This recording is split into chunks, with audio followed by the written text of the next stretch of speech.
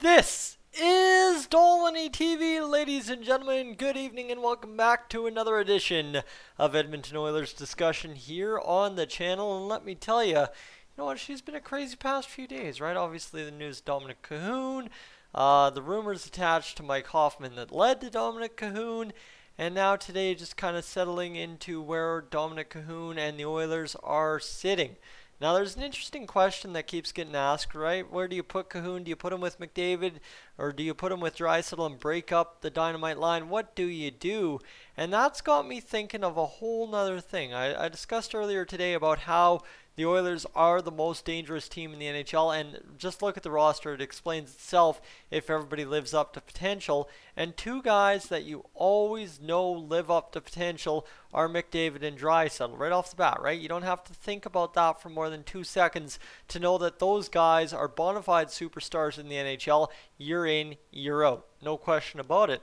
But that is to be said, they've been bona fide superstars with the run of all the points on the Edmonton Oilers. You look back the past 2 years when it comes to Oilers scoring, and it has not been a good time for anyone outside of the big three in Connor McDavid, Ryan Nugent-Hopkins, and Leon Draisaitl. But you know what? Keep a second and let's just talk about it, right? We'll get through this. So Draisaitl 110 points this season, 97 points for Connor McDavid, 71 games for Dry, and McD had 64 games played. Ryan Nugent-Hopkins easily would have finished a point per game this year with 61 points in 65 games played, but then all of a sudden it drops down to 34 points, almost a half of production drop from Nugent-Hopkins all the way down to Kazian and Oscar Klefbom at 34. So that's 2019-20. Well, go back to 18-19 for a second, shall we? Connor McDavid, 116 points. Leon Draisaitl, 105. Then you've got Ryan Nugent-Hopkins at 69, and it drops again dramatically to Darnell Nurse at 41, and then Chason's there at 38, and then again it drops dramatically by another 10 to Klefbom at 28. So you kind of see that is these guys have far and above, and there's all kinds of stats documenting online about what Draisaitl and McDavid have had for stats for the Oilers compared to the rest of the team, how many points or goals on the team they're a part of, and it's just ridiculously stupid numbers. Well, now we've all of a sudden got ourselves a situation which you've got a full year coming up of Kyler Yamamoto. You've got a year out of either Yes Puljujärvi or Zach Kassian on the top line, knowing what their role is and what they have to do. You've got Dominic Cahoon to fit in your left wing situation wherever you slot Nuge. He fits in the other hole in the top six. You've got an improved, vastly improved scoring third line in Neil, Ennis, Nygaard, whoever's on the left-hand side there, and Tyler Benson, throw that name in there too. Then you've got down the middle Kyle Turris and either Yes Puljujärvi or Zach Kassian on that third line, and that's the same thing as the first line. No matter who's on the right side, that line is set up to score goals, work hard, and basically if the other two lines, top 9 lines, don't win the Oilers hockey games, win the Oilers hockey games. And then the fourth line, guys, if you're getting, historically for the Oilers, if you get 15 points out of those guys on the fourth line since 05-06, let's say, you're doing an excellent job, and that is great to see. So, right, we have guys capable of that. Jujhar Khaira, Alex Chiasson, Josh Archibald, Gaetan Oss, Ryan McLeod, anybody you throw at it, Jujhar Khaira, anybody you want to throw down there, they can get the job done and figure it out. So, yeah, it's all good. It's all good. So, where does that get us? Well, that gets us to Connor McDavid and Leon Draisaitl potentially having lower point totals because everybody else is out there producing points. And this is kind of an interesting thing because you have to look at it from the kind of leash of, does a guy like, I don't know, Tyson Barrie cut into those points because you don't have Draisaitl and McDavid acting as the secondary assist guys anymore?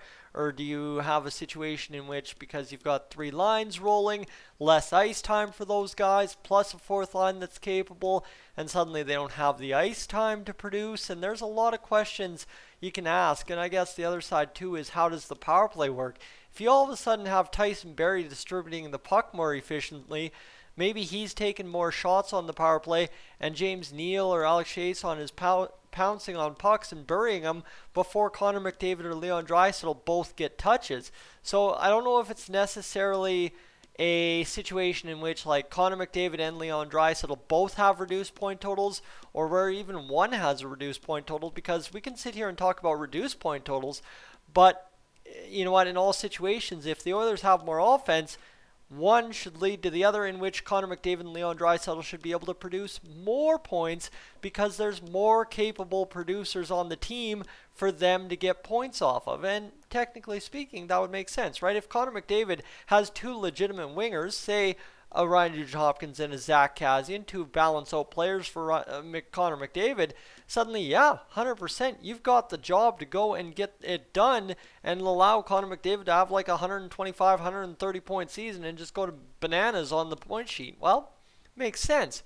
But then again, you also have a situation in which you could have Nugent-Hopkins and Kassian leading the rush and scoring a 2-on-1 and not needing Connor McDavid to be part of the play because Tyson Barrie made the outlet pass, and there you go, there's points taken away from Connor McDavid that would normally go to Connor McDavid because he would normally be involved, because normally the heavy lifting would have to be done by said Connor McDavid, but now he's got legitimate wingers that can do that, and he can scale that back to Draisaitl too.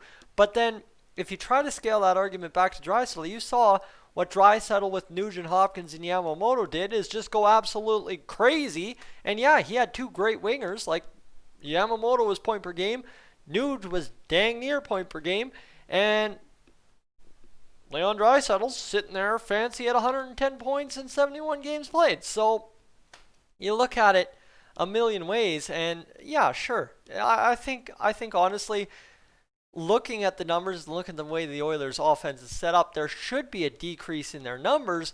But I mean, you talk about 110 points divided by 71 games times 82, that's a 127 point pace. So if you see Leon Draisaitl reduced to 115 points next year, that's still a career high for him. And if you see Connor McDavid in a 97 point season divided by 64 points go by 82, that's still 124 points, and that's an all-time high. Even if he goes down to 120, that's an all-time high. So you get where the math adds up here, is even though the point totals may reduce for a Connor McDavid and Leon Draisaitl, because the scoring depth and the defensive scoring is improved for the Oilers, you still can very easily see their point totals grow. Just not to the extent that they would grow because they wouldn't have help.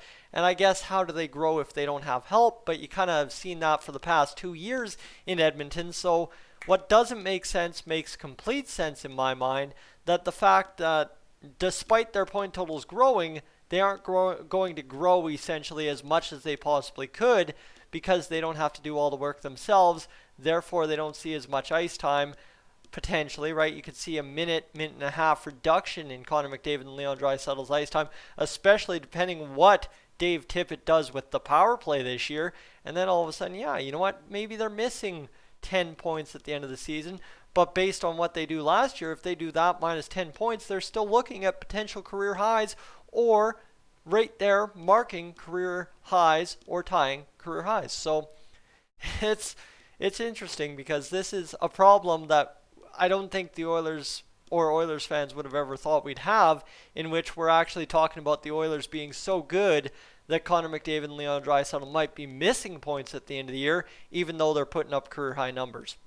It's crazy, right? And I guess you could almost ask that same situation out of Gretzky era Oilers, whereas, right, if you take away a minute of ice time out of Gretzky a night, how many points do you lose by the end of 78 games? How many points? Well, mathematically, that's 78 less minutes of Gretzky a season. That's one less hockey game. The guy put up 200 points in a season one time or something crazy like that. That's a lot of points that you're missing over the course of a season. Minimum at least 2 or 3.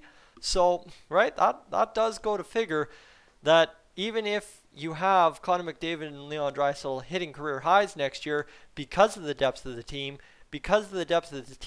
they're actually losing points off of what would have been even higher career high totals. I don't know. Yeah, tough to wrap my head around, but I think either way, they're set to grow and decrease in their own right somehow, some way. But no matter what, at the end of the day, the Edmonton Oilers will be better for it. And that's the best part of everything when it comes to this whole argument you can have with yourself. This is a trivial one to have. I mean, this is the one that was playing with my head all day at work. So I hope I've kind of messed with your head and given you something to balance out and see if you can make work numbers wise and kind of figure out in your head a formula, as I did in the video here, of how they reduce points but continue to grow their point totals over the next several years, or even just specifically into this season. Guys, I'm Tyson, this is Dolynny TV. Thank you so much for tuning in to today's edition of some Edmonton Oilers discussion. I will catch you in the next one.